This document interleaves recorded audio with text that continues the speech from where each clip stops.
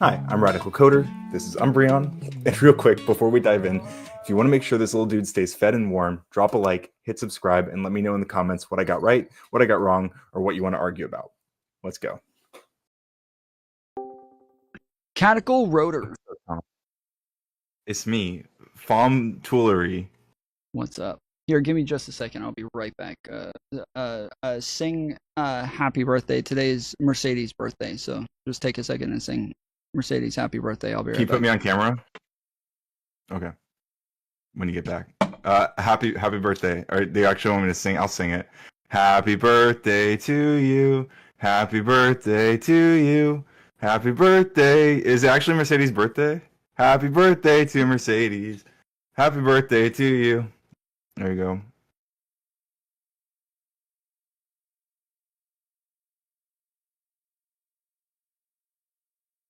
What's going on, guys?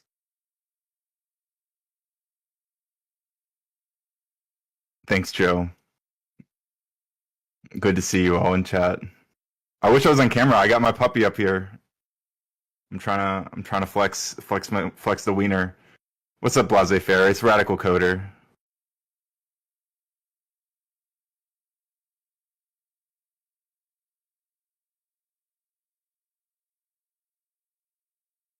It's Catechal Rotor. Excuse me, I mispronounced my own name. I'm trying to show the doggo.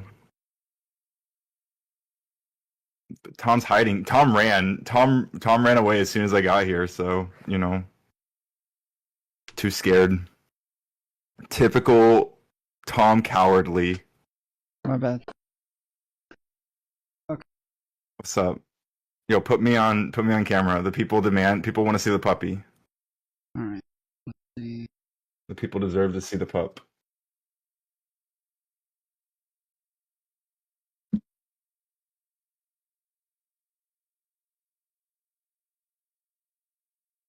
What's up, Tom? Crap. Forgot.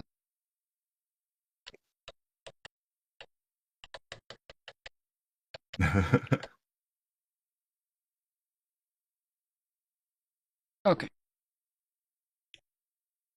All right. There's the pup. Yeah.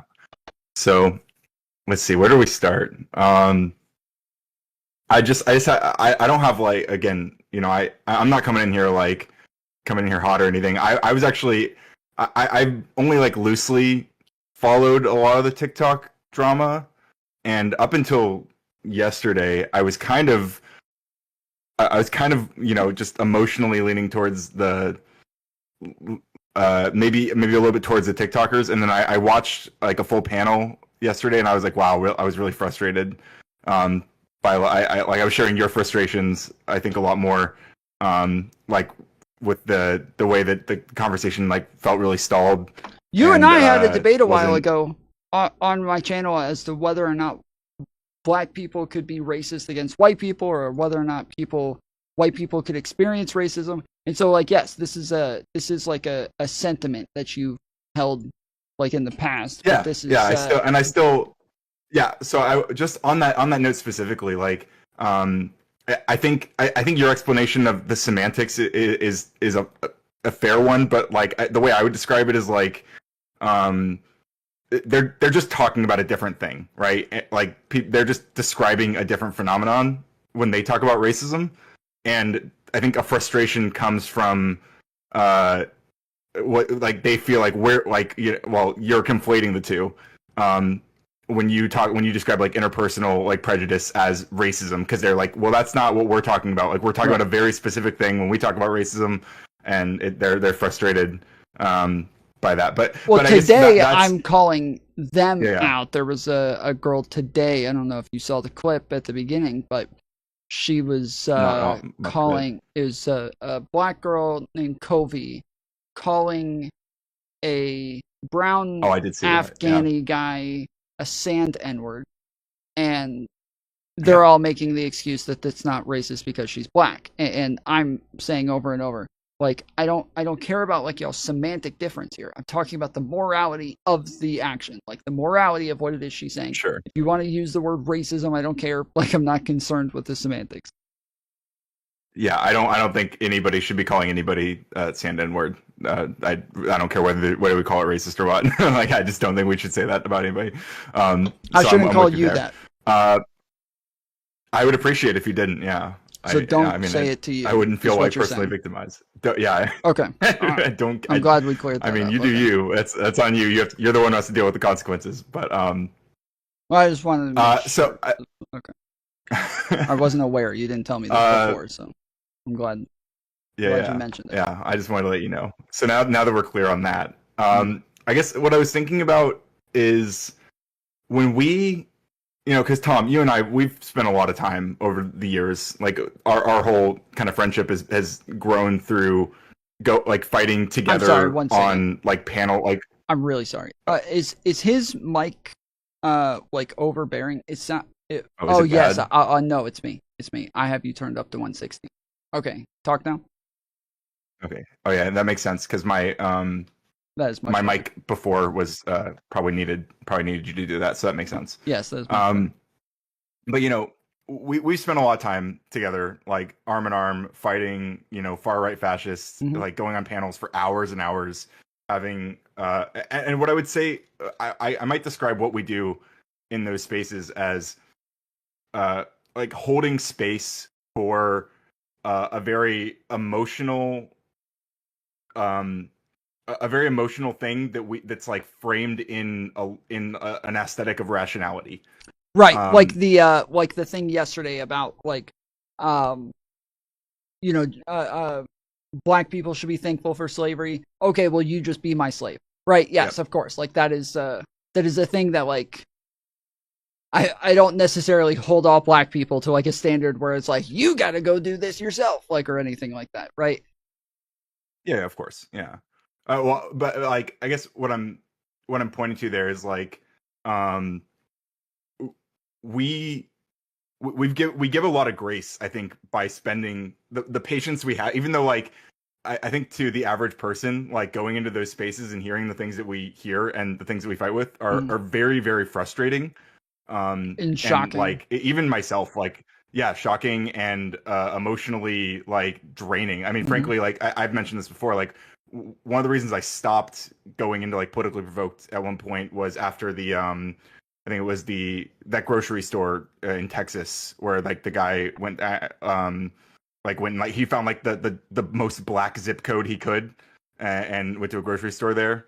And then I went on politically provoked, and like Kai Clips was there saying that it was all a CIA psyop or whatever, and then like everyone on that panel was just talking about, they were just basically repeating all the things that guy wrote in his manifesto, like and there was like a 17-year-old kid, I think it was on there, who was bragging about how he's read all this racist literature, and it was very disturbing, and that like so.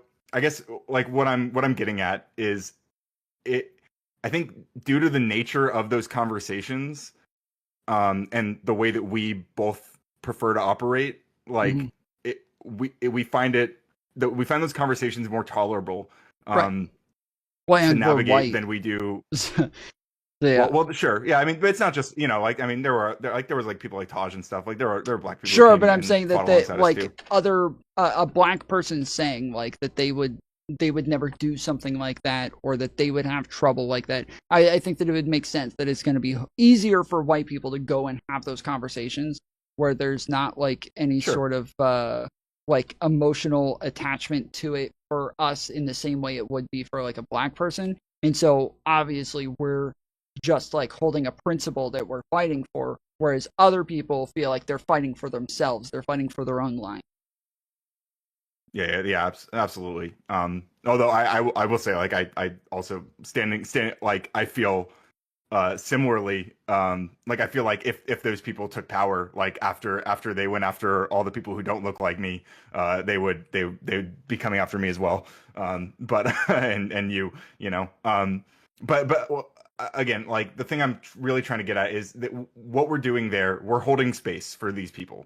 And they're it's like a very emotional thing, but it's framed as like a hyper rational, very logic oriented, even though it's really not. And I think we demonstrate that often when we do that, when we go in those spaces. But like when I look at these TikTok spaces, and I'm very, very new to that area as well, and I haven't I also haven't followed a lot of this very closely. I just watched like yesterday is probably the most I've seen like at once, and I feel like what I'm seeing is a space that already centers emotions and like feelings like intentionally. Like they're centering people's like more, and they care a lot more about that. They're concerned about centering that a lot more than they are concerned about the. And that's a fine thing to do.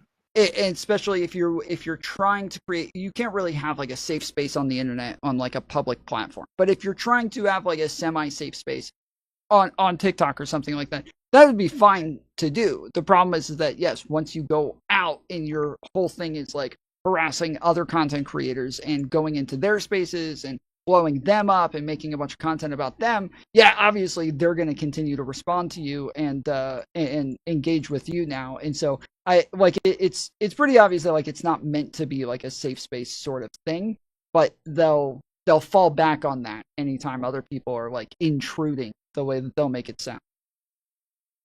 Sure. Yeah. And I think part of that is like the nature of a space like that. Like they don't want people who are going to make people they're like unsure about if they're trying to make a quote unquote safe space or whatever, like a place that feels safer for their audiences and for like they're like what they're but anyway, like the main thing, the core of what I'm trying to get at again is and I'm moving forward now. I don't see these people as like enemies of my movement. I see like they're like I'm obviously like further left than you in a lot of ways, and like I consider myself a leftist, and but like right now, obviously, I'm really concerned about people who are like people who are happy about the fascistic nature of the Trump administration. I don't see these people as happy about that. I think they're people who are often disillusioned in a similar way to a lot of the people who might be voting for or supporting Trump.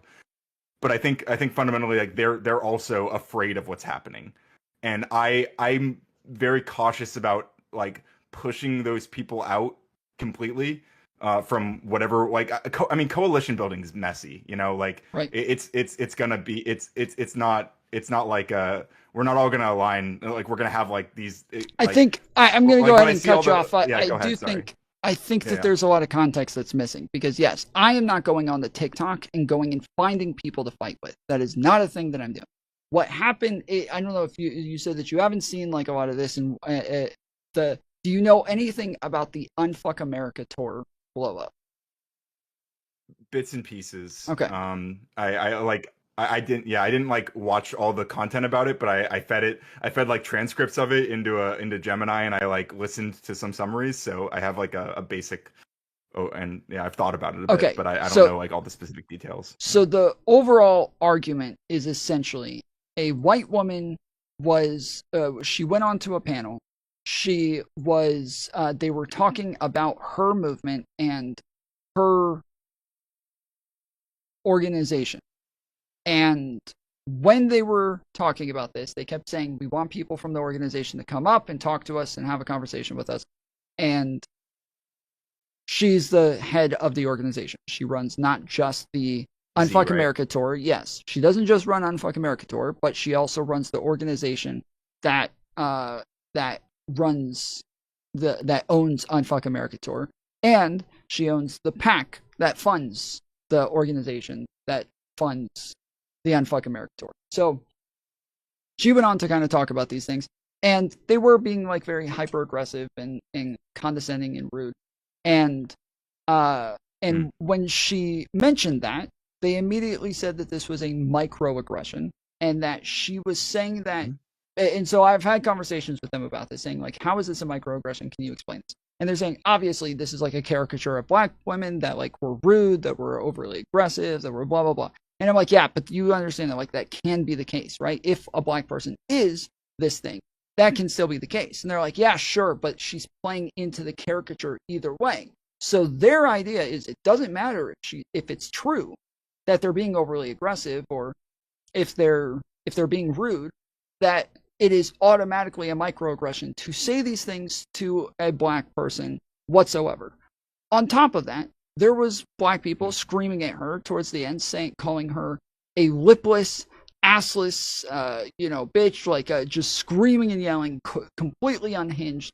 And so that, I watched that, and I started to like talk to a lot more people behind the scenes, because I thought there's no way this is like real. There's no way this is real. There has to be something more to this that somebody's just forgetting to explain. Because for people like me, like rational people who are actually listening to this and trying to understand it, there is nothing to understand. There's nothing there to make sense of. It just doesn't make sense. So I start like interviewing a lot of these people, trying to talk to them, trying to understand. And they are not just saying she engaged in a microaggression anymore. Now they are saying she's a full-blown racist, that she's a Nazi, that she's ableist, that she's money laundering, that she's like, and they just start coming up with new claims all over the place to just slander this woman, to lie about her, to make up shit. And they're slandering like an entire organization and like all of the stuff that she put work into. And so, yes, I was just putting out videos just saying, yeah, like I disagree with this. This is kind of ridiculous. And they would all flood over then to fight with me about this. And that's where all of this is kind of rolled downhill from there, is that I'm just kind of trying to understand their positions and trying to like have these conversations, and there isn't really anything to understand.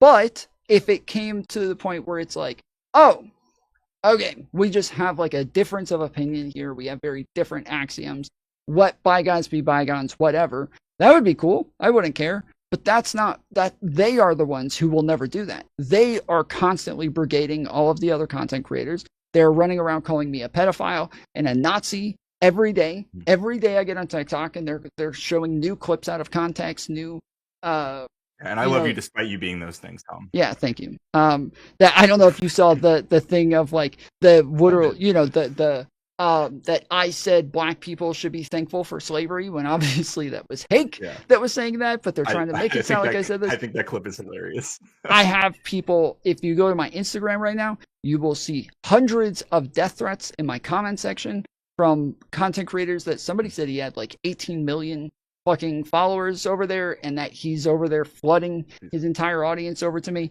Like, they are very aggressive in the way that they're coming out after us. And so, yes, we're just fucking like in defense mode while they're all being insanely aggressive. Sure. I can see that. I'm not gonna, I don't want to like step on any of that either. Cause that's obviously like, I'm glad that I'm not in those shoes and I'm not dealing with any of those things. Like, I don't envy you in any way. And maybe inserting myself in, I might end up in the white supremacist category of some of this ire. Yeah, maybe. You're a pedophile sympathizer. I mean, I already get called like I get called a white savior constantly from like black conservatives and stuff. So it's I'm not. I guess I'm already kind of resistant to that. Yeah, I mean that's all very frustrating. Another thing that I kind of wanted to point to, though, I think we're very quick to, or I see, I'm not, but like I see a lot of people who are very quick to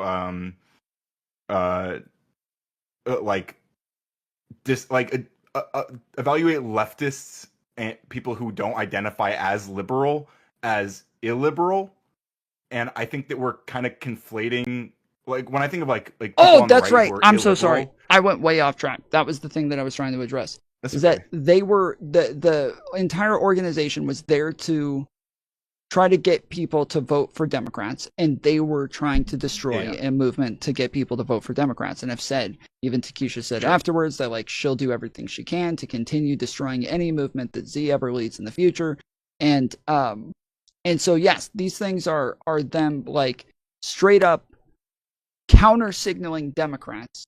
And a lot of what they do, like even the person who was on the panel at the beginning of where Z jumped on, the very beginning of this is her, a girl saying that like, oh, I'm not like a Democrat or like one of these like liberals, like I actually understand politics sort of thing. And so this is not like a framing that I'm like coming into this with to like force down their throats, but this is their framing as well. That like, yes, they are not liberals, and they make it very clear pretty consistently, and that they want to counter signal liberals and make it to where obviously we want to get Trump out, we want to get Democrats in, we want to like find the lesser of two evils and make sure that they are the one that's getting in instead of just the worst thing possible. And that yes, like they're not interested in actual politics, and so that is like part of the problem. Sure. When it's not they're not my enemy because they are a leftist. It is not the leftist label that makes them an enemy, because to me, I want anybody who's willing to vote on my side. Yeah, well, okay, so that kind of brings me to what I was approaching, like, and I don't want to defend like any specific like creators or anything that are involved in this. I don't know any of these people. Sure. I don't know what they're, but I think that their audiences that they speak to, those people, at least when they might not identify as liberals, but I don't think that most of those audiences are illiberal in the way that like Trump supporters are. The idea of racism, like, the way that they talk about these things, calling a brown person a sand N-word, defending these things, wanting to counteract Democrats, this is all illiberal. It is all illiberal. That is illiberal. I understand what you're saying. Well, I get, like, when I think about like why I identify as a leftist, and I usually say I'm like a left of liberal, is what I usually kind of describe it. And like what I mean by that is that, like, well, yeah, I absolutely am progressive, but like what I'm saying is that I believe in a lot of the core values of liberalism, and I find that it's going in the right direction, but it doesn't really live up to its goals. And I think, a lot of liberals might say that's kind of inherent into the liberal ideology. That's like part of it is striving towards like feeling to its goals, but fundamentally, like, those core values are the things that I really am concerned about. And when I'm coalition building, especially, I want to align myself with people who share those values, right? Like who want the actual goals of liberalism to be manifested more than they care about like the label of liberal, or even if they're frustrated and disillusioned with the Democrats. And at the end of the day, I see this the emotions here. I see them as frustrated with the same thing I'm frustrated with, and I feel like those people are reachable, and so I'm I guess I'm wondering. I don't know what it looks like, but I'm wondering if there's a way that we can hold space. I don't think they're reachable by me more effectively. If they think I'm a Nazi and a pedophile, they are not reachable by me. I have said 1,000 times, look, you can go through, I have tons of conversations with a lot of women who were on the initial panel with Z, and we have good, cordial conversations where we are digging into these things, and then eventually we just kind of get to a point where I feel like they're not engaging anymore, they're not understanding, and they feel the same about me. And we just end up kind of butting heads at a point where we're just not able to get past that thing. And so those are people really, that I wouldn't include in this. Specifically. Sure. On that note specifically, like what you just described, it sounds a lot to me like what we have done for a long time, or what we like with people on the far right. Like, we are clashing in a lot of those things, but we're still doing it for hours and hours and hours. Yeah, because and it's exhausting. Don't get me wrong. It's miserable.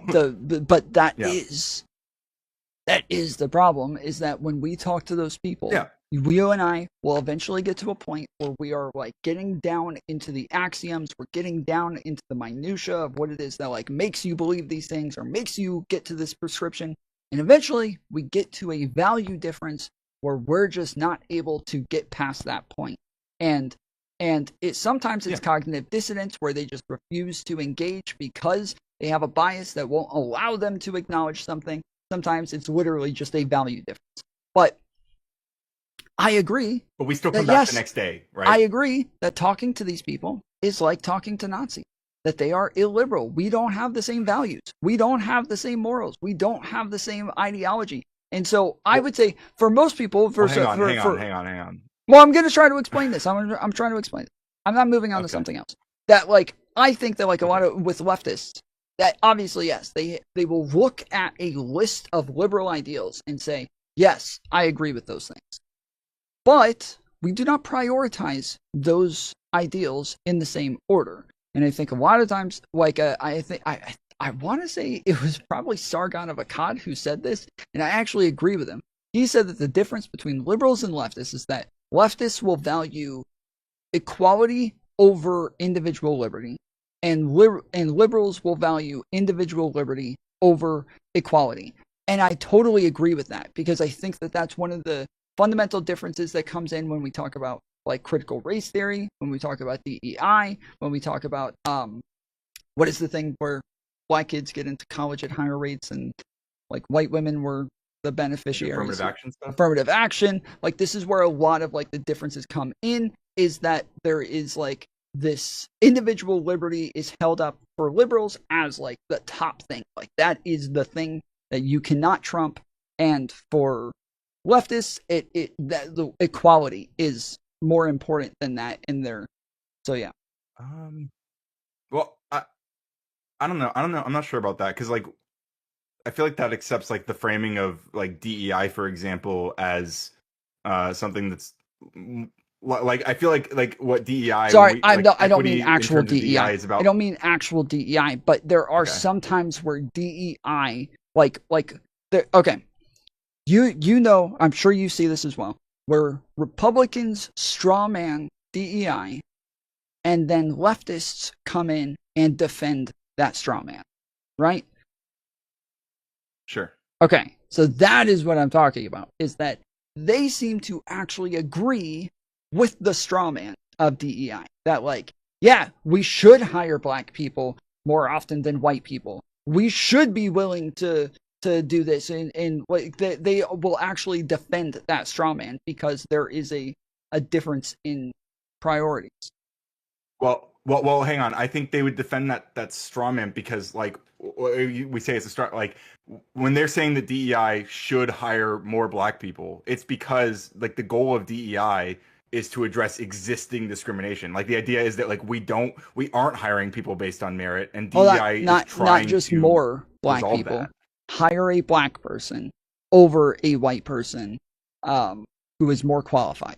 That they will defend that is a thing that they will defend. I haven't seen that one as much, I guess, but I'm sure it does happen, but that's, I mean, I agree that's not what DEI is. Obviously, DEI is more about just making like a space more inclusive and welcoming, so that when you try to get people in, they're not going to quit. They're going to feel welcome. They're going to enjoy working there. Like you're making kind of a pledge to be willing to hire black people and not discount them, and try to understand like the subconscious biases that you might have. Like that is DEI in reality, but the strawman version of it is we're just gonna hire black people because they're black. Like it, and yes, lots of leftists will come in and defend this idea. Maybe, yeah. I mean, I wouldn't defend it that way, obviously, so I can't speak to that.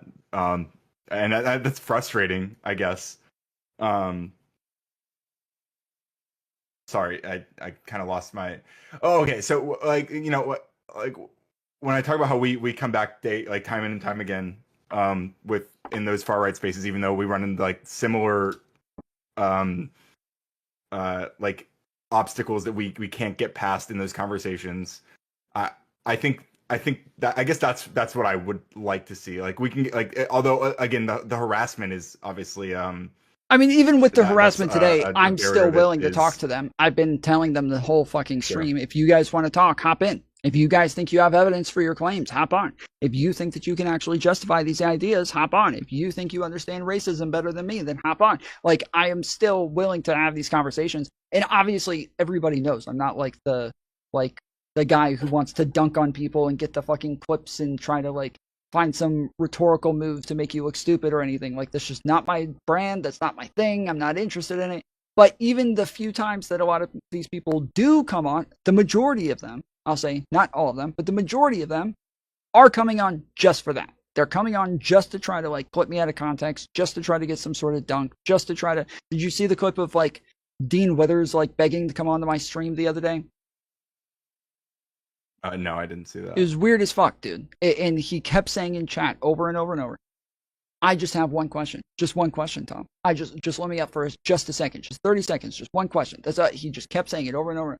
Like, why? Why am I going to let you up for one fucking question? If you want to have a debate, if you want to have a conversation, if you want to stay up here for a while and actually engage, then sure, I'll do that. But one question? Fuck that. I'm not doing that. And so, yeah, it is that he just wants to get the clip. He just wants to get the dunk. He just wants to come up and be the fucking hero that dunked on the pedophile and run off. Yeah, and Dean, I mean, I do kind of get that feeling from Dean. Like I've that's one I like Parker a bit. Like I've watched some of Parker's stuff, and I tend to enjoy his debates and stuff. But yeah, Dean, I'm more suspicious of. Umbreon, chill, buddy, chill. Yeah, I don't know. I guess at the end of the day, like the only thing I'm hoping to achieve with this is like I think the. But I'm willing to talk to them. I don't know what I'm willing to talk to them. Yeah, I know you are. I know you are. But I obviously, have you heard me talk to Philly? Hang on. Have you heard me talk to Philly? Yeah, I like Philly. I've had 1,000 conversations with Philly a million times, right? He is a leftist. He is much farther left than me. But him and I talk all the time, like every other week. Him and I have like a 4-hour conversation about our disagreements on Hassan or Israel-Palestine or some shit. Well, like, okay, so what I was gonna say though is like, I mean, like before I was hopping on here, like the chat was like full of, and I think you've echoed this a little bit, like pushing these people out of like I see a lot of the audiences that these people appeal to as like people who will support, who again will stand alongside us against fascism, and I don't want to push those people out of my movement. I think we need those people, and I'm scared of pushing those people away. Like I agree. I think that we lose if they're against us as well. It's hard to even say that. There's like a million problems that I have with that statement. It would take me like all day to even explain all of the problems that I have with that statement. But I guess just a couple of them is one. I think that they have problems identifying fascists. They think that I'm a fascist. They think Z is a fascist. They think Mercedes is a fascist. 2, I don't think that when it comes to engaging in actual political action, those people will be anywhere around. I think that they are interested in like just political showmanship on the internet to grift off of and to get, to like do a hey look at me thing. And obviously maybe their audiences aren't the same, but I don't believe that either. I don't believe that because I don't think that those people, if their audiences weren't the same, if they had a moral bone in their body, they would be watching any of these people in the first place. I can watch a clip, and this is what happens all the time, right? Somebody calls out this person and they make a full video about how horrible this person is. They essayed all these people, they did all these things to these girls, they did all these things. And then I go watch the video, and I'm sitting there the whole time like, that's not enough context for me to give a fuck about that video that you just showed. Like, that was a 3-second clip. I don't know what they were responding to. I don't know what was said before. I don't know what's going on here. Like, there's no way I'm going to accept that as evidence for anything until I get more information about this. But these people are showing 3-second out of context clips of me and everybody else, and their audiences are sitting there like, oh, that's so horrible. Oh, that's disgusting. What a horrible person. Right? They're not engaging honestly. They're not being honest because I don't think they're interested in honesty. Yeah, and like the example of the hate clip, like your pinned tweet or whatever, like the idea that someone is more upset at you in that clip than Hake, who's like, they're saying that I'm the one who's saying it. They don't show the clip. They show a screenshot of the title and then say, I said that. But like my point about that is that like the fact that they even have to like erase context from it to make their case, it tells me that like the people they're appealing to they're actually concerned about, or they if they saw the full context, they probably wouldn't feel the exact same way they do, right? They're appealing to people who are right, like concerned about people like Hake who do say those things, and they see you being painted as the person saying that, and that's why the audiences are frustrated with you. But like if they saw the full picture, then they might not be. So that's why I don't agree. I don't agree. I think that anybody who sees that, if they're actually, because if they were actually concerned with it, they would not be convinced by that evidence in the first place. That would never be convincing evidence for them in the first place. But because them showing a screenshot of a title, unless this is your first day on the internet, you've never heard of clickbait before, you've never read articles on CNN or MSNBC or Fox News, you've never seen, like, unless this is, yes, your first day on the internet and you just don't understand any of this shit, there's no way that you would ever see that screenshot of a title of a video and think, obviously, that's what he said, without any video evidence, without anything else. You would never accept that evidence in the first place. Nobody who's being honest would. Unless you trust the content creator, and maybe you shouldn't, but if you trust the content creator who's presenting that to you, and you're taking it at face value, then you probably would accept that. And it's not because you're like dishonest in yourself. It's because you're like, you watch a creator who is spinning things, and you're not critically examining the things they're saying, which is frustrating. But again, the thing that those people who are watching them are frustrated by are at their core the same things that we're frustrated by when we have those conversations with people. Yeah, and that's what I'm saying. I don't think they're actually frustrated by it. Like when I'm talking about the things that Kobe did, right? And she's calling this guy the sand N-word the whole time with the hard R over and over and over, right? Sure. And they come in and just start saying, so what, she's black, right? They're not being honest. Like they are. It seems I'm trying so hard to like engage with these people honestly, and I will continue to engage honestly, but they are not honest actors, and all they want is to find something of somebody that they don't like and use it against them to paint them as a bad person to make other people not like them as well. That's it. But only dishonest people will be convinced by that evidence. I would never be convinced by that. My audience would never be convinced by that. Because we're not fucking dishonest fucks. Well, also because like the nature of your content is like diving deep into each specific thing, and not like trusting a creator to just give you the surface level take about it, and taking it. But that's not because of my content. That's because I'm honest. That is like I don't think that makes the audiences dishonest, though. No, hold on. I don't mean that. Like not them, just yeah. I think it does. I think that like the fact that they are not actually willing to, either they're dishonest or they are like sociopaths who have like no empathy and aren't capable of putting themselves in somebody else's shoes and thinking, oh yeah, I've said something like that before. If it got cut out of context, that would look horrible. Like there's just no way. Again, it would have to be your first day on the internet where you don't know that things are clipped out of context, and that that's what it is. Like there's no way. After I put out a video disproving all of these things and showing all of them, I put out a video on TikTok disproving all of this, showing that they're lying, making it clear over and over throughout the video.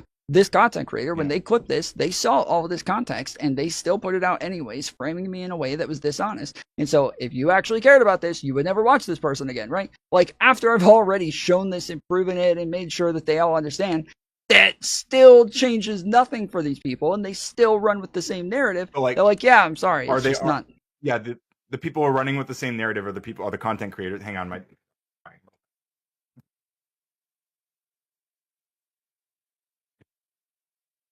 like those people, the content creators are still repeating the same stuff, and are like, but they're not doing like deep dives into you. Like I think that's part of the problem, is they're not doing a deep dive into what actually happened and explaining that to their audience. And if they did, they probably wouldn't get the same reactions they do from their audience. Well, I think they're doing deep dives into me. They're just that's how they're finding the clips in the first place, is they're going and looking for shit. But not they're doing deep dives perhaps intentionally to slander you or like to paint you in a particular yes, but way, as right? I said, after I've come out with videos disproving all of this, and tons of other content creators have talked about it on their channels, they've reposted my videos. Like, it is well known the full context of these videos, yet they are still running with the same narratives and still lying about these things. Like, you know why I got banned from Twitch, right? I think I remember The pro what was pedo it? porn Remind thing. me. Oh yeah, I yeah, was sure. so I was Vaguely. I Yeah. okay, so I was Because you're pro, you love child porn. yes, that was so what they So- said was that there was an initial panel where it was a prime kind, it's like all femi panel, where they were talking about porn, and they were talking about the idea of like whether or not having porn of like grown adult women looking younger would actually help a pedophile. Right. And they're all saying like that's disgusting, like nobody should ever do this, this should be illegal, blah blah blah, right? And I was saying like if it helps, then like who cares? Like on top of that, you can't make it illegal. That these are grown women, they're 22 years old. You can't legislate how old someone looks. Like, you can't say like, well, once you look younger than if you're 18 and you do porn but you look 17, that's illegal. Like, you can't legislate how old they look. And so this is dumb. And they said you're defending pedo porn. And I said, if you call grown adults being doing porn pedo porn, then sure, I'm pro pedo porn. And then the next day, Aristocracy was talking about this on her show, and so I just repeated I'm pro pedo porn, and I got banned for it. So then later on YouTube, I'm describing this and like kind of explaining the list of events, and they go and just clip like small portions of it where I'm explaining like the hypothetical, and I'm saying like, yeah, if it helps pedophiles, I'm fine with underage looking women, doing porn for pedophiles, and just that, and then they run with it. Whereas like afterwards, I'm like telling people, I'm like, bro, I don't think that that's actually helpful to pedophiles. That is not beneficial. That there's no evidence that actually helps them in any way, that actually leads to like kids being molested at lower rates. But I'm saying if it did, then I would be in favor of it, because all I care about is kids just being harmed at lower rates. That's all I care about. But yeah, they're like, they cut out like before that where I say of age women, adults who can consent. After that, me saying, not my thing, not interested in it. I don't want to look at this shit. And then they could, and run it. Say, Tom wants to watch porn with little kids. He wants to watch minors in porn. Look at this. And I disavow you for that, Tom. But yeah, thank you. but I think the fact that they have to clip it like that, the fact that that's the way they have to present this to the audience to get them to condemn you out of context, I think that speaks to the people who they're appealing to. That's not. It's just a fucking weapon. That's all it is. It's just a weapon. I'm not saying it's not. I'm not defending any of the content creators who are doing I know, this. But I'm saying I know. But I'm saying the fucking people watching, they're in the clips, in the out of context clip. The actual words that I say is, if this helped pedophiles and if this was beneficial, then sure, I would be in favor of it. That is what I say there. There's enough context even in the clip to make it like sound like I'm saying, if this was the case, but still, they'll still, even with the context, still run with the same narrative.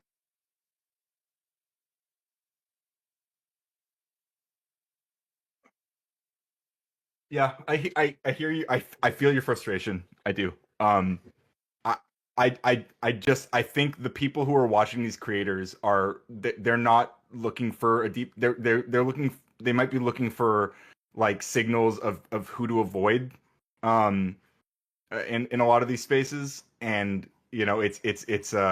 I don't think that makes those viewers dishonest. I think it makes they're ignorant of context, or they might be like responding emotionally to something that's been framed, even if they're getting more context, arguably enough context to evaluate it differently. If it's framed in a particular way, it's still gonna like emotionally, they're gonna have that emotional reaction to it, because of the nature of how it's being presented to them, but I think that alone, like, sure, but at that point, it would just be that they disagree with me. It would not be that I am a pedophile, right?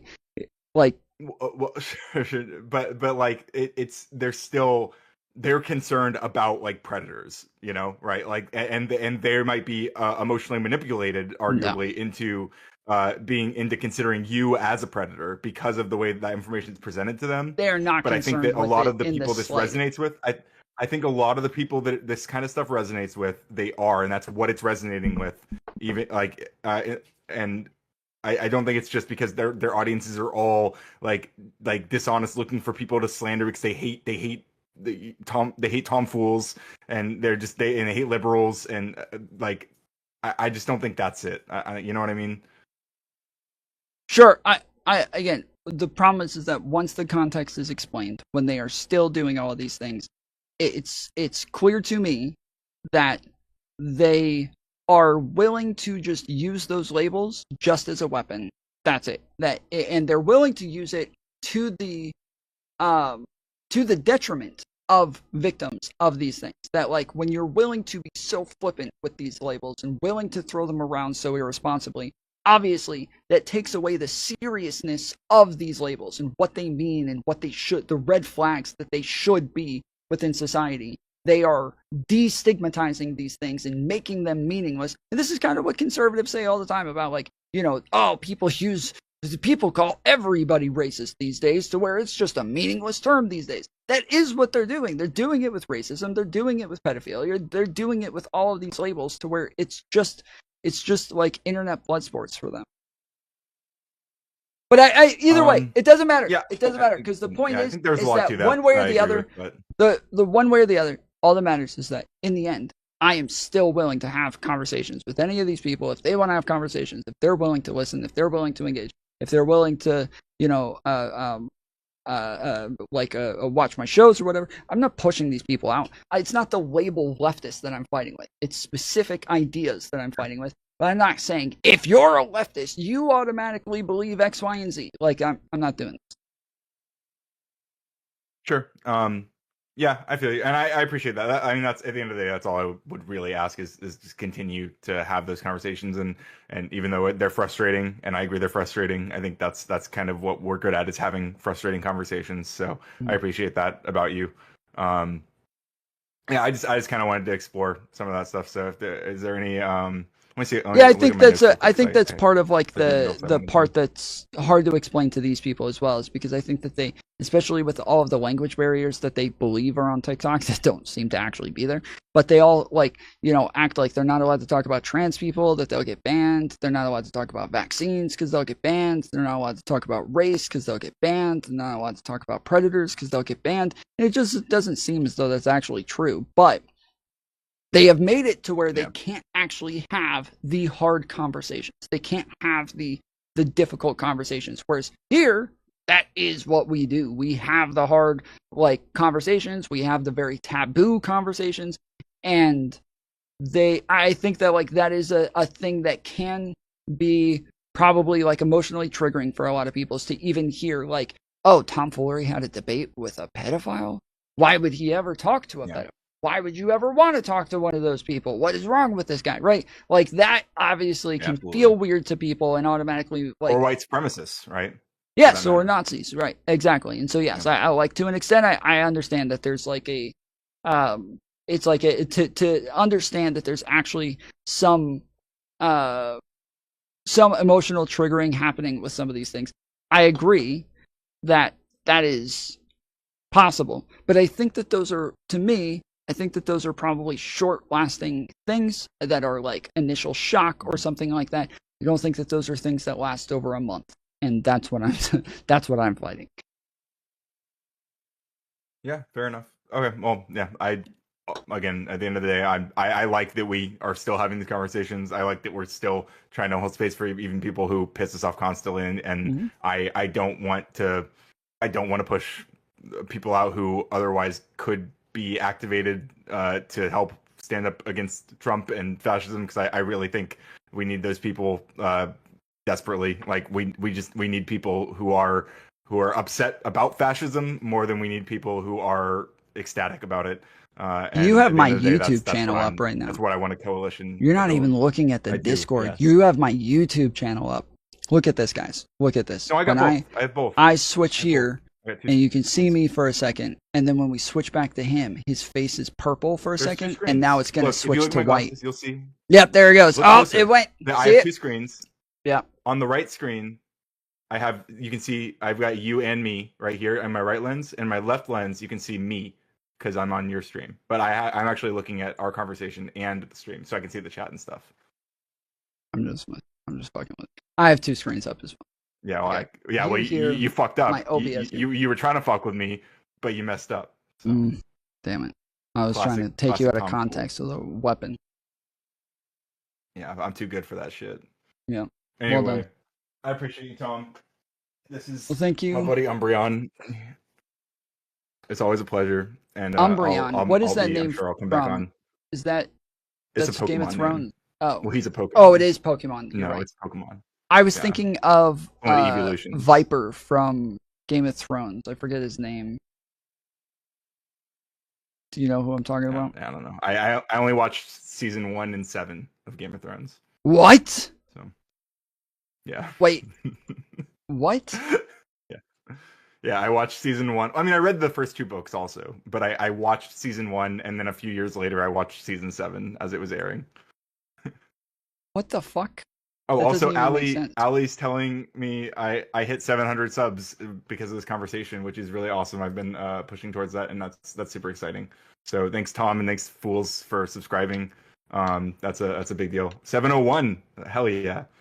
We've been growing really fast recently. Ever since I've been just more active, I think we've gone up like 150 subs over the past month or so. So really excited to see the momentum coming. I got a lot of big plans, got a lot of big debates coming up. I'm actually gonna be doing a 1v1 with Rob Noor probably later this month. And I just did the other day. I debated Rachel Wilson. I've obviously debated Andrew Wilson tons of times. Man. Speaking of, I was just getting ready to ask you. So did you?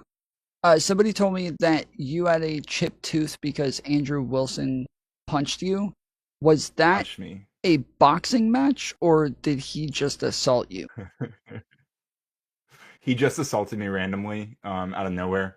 But no, I actually, the true story is that I had a root canal like 12 years ago, and then because I very like fidgety, I would like play with the crown or whatever it was with my tongue constantly, and eventually it like just came off, and then I had like a temporary tooth for a long time, and I just stopped wearing it because I just didn't care as much. And so the reason Andrew's relevant to the story. Okay. Well, the reason Andrew's relevant to the lore is because more recently, like a month and a half ago or so, I was on a panel with Andrew, and he finally noticed that I was missing a tooth after 5 years of debating. He noticed that I was missing a tooth, and he was kind of drunk and got his chat to donate. Like, I think people donated like $500 towards to like a tooth fund for me. That's dope. I'm sure he did it in like the worst way possible, but that's is probably worth it. I appreciate it. I don't think he's gonna give me the money unless I don't have dental insurance right now, so I can't even I can't imagine how much it would cost. But once I have all that shit settled, like I'll happily take that money from Andrew. And I think he just wants to frame it as like, oh, the Christians paid for your tooth, like all these liberal panels you go on, none of them pay for your tooth, and I'm like, I mostly just talk to you guys. So I don't really go on a lot of liberal panels, although I'm starting to. I mean, and you're talking to a Nazi right now. So. Exactly, a skinhead of all people. Skinheads are back, baby. Let's fucking go. Yeah, I disavow you, Tom. You pedo. But I appreciate you, man. I'm gonna bounce now, but I'll be in the chat. All right. I appreciate all the fools. It's Stay cool. All right. Stay appreciate radical. It. Yeah. Later, homie. Bye. Fizz in my cup, swimming good love. It was you at the club, miss your touch. Go again, baby. What's up? Nothing feels right, so let's mess up everything.